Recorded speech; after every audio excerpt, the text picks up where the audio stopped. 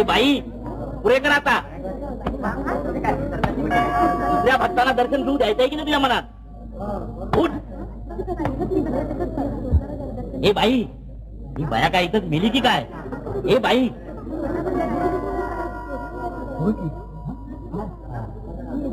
अंगार पडलं, प्राण गेले इथे, मेली. आता काय करावं? ही कोण बाई, कुणाची कोण, कसं समजणार? काय कुणाच्या ओळखीची आहे का ही? बघा बघा, कुणाच्या ओळखीची आहे का ही?